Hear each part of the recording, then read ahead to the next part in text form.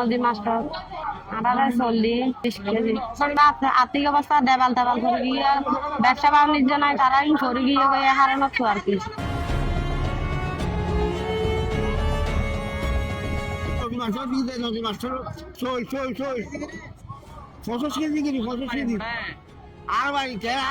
বাঁশখালীর বন্যা কবলিত মানুষের পাশে দাঁড়িয়েছে মাস্টার নজির আহমদ ট্রাস্ট। ট্রাস্টের উদ্যোগে ক্ষতিগ্রস্ত ৩,০০০ পরিবারের মাঝে ত্রাণ সামগ্রী হিসেবে চাল বিতরণ করা হয়েছে। বৃহস্পতিবার ১৬ জুলাই সকাল ১০টায় উপজেলার নাপোড়া স্মার্ট কনভেনশন হলে এই ত্রাণ বিতরণ কার্যক্রম অনুষ্ঠিত হয়। ট্রাস্ট সূত্রে জানা যায়, মৌসুমি বায়ুর প্রভাবে গত ৫ জুলাই থেকে শুরু হওয়া ভারী বর্ষণে দক্ষিণ চট্টগ্রামের বিস্তীর্ণ এলাকা বন্যা কবলিত হয়। ৬ জুলাই থেকে বাহারছোড়া, শেখেরখিল, পুইছড়ি, খানখানাবাদ, গন্ডামারা, কাথরিয়া, বইলছড়ি ও ছনুয়া ইউনিয়নের বিস্তীর্ণ জনপদ পানিতে তলিয়ে যায়। কোথাও কোথাও প্রায় ৮০% এলাকা প্লাবিত হওয়ায় হাজারো মানুষ মানবেতর জীবনযাপন করছেন। দুর্গত মানুষের দুর্ভোগ লাঘবে কয়েক ধাপে ত্রাণ বিতরণের উদ্যোগ নিয়েছে মাস্টার নজির আহমদ ট্রাস্ট।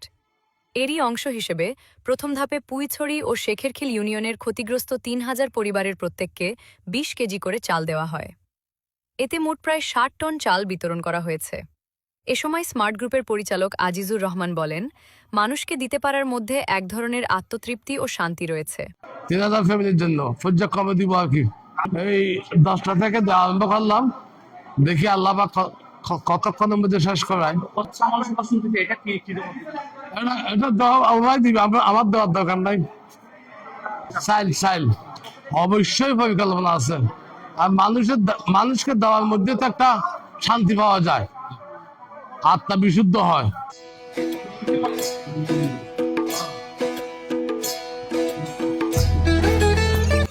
বাঁশখালীতে এই পাহাড়ি ডলের প্রভাবে বন্যা হয়েছে। তো বাঁশখালীতে অনেক মানুষ সমালোচনা করে মাস্টার নজির আহমদ পরিবার নিয়ে। আসলে তারা প্রতিবারেই মানুষের পাশে এসে দাঁড়ায়, দুর্যোগে বিভিন্ন সময়ে অসহায় মানুষের পাশে আসে, থাকবে, ওনারা করে। তবে বাঁশখালীর মানুষ সমালোচনা করলে ওনারা ওই প্রকাশ্যে আসলে প্রকাশ্যে ওনারা কিছু করেন না। ওনারা মানুষের পাশে থাকবে। ওনারা পর্যায়ক্রমে শুরু করছে। আজকে দেখলাম সকাল 10টা থেকেই এই চাল বিতরণ শুরু করছে। পর্যায়ক্রমে ওনারা আরো মানুষের পুরো বাঁশখালীতে এটা বিতরণ করবে এবং মানুষের বাড়িঘর ভেঙে গেছে এই বিষয়ে ওনারা পদক্ষেপ নেবেন বলছেন। তবে ওনারা প্রকাশ্যে কিছু করেন না। এটা হচ্ছে ওনারা লোভ দেখানো, মানুষকে দেখানো কিছু করেন না। এটা আমি জানি, আমি ওনাদের এলাকার একজন ইউপি সদস্য। হ্যাঁ, তো আমি বলবো আপনারা যারা সমালোচনা করেন, সমালোচনা না করে আপনারাও এই অসহায় মানুষের এই দুর্দিনে আপনারাও অসহায় মানুষের পাশে আসে দাঁড়ান, আরেকজনের সমালোচনা না করে।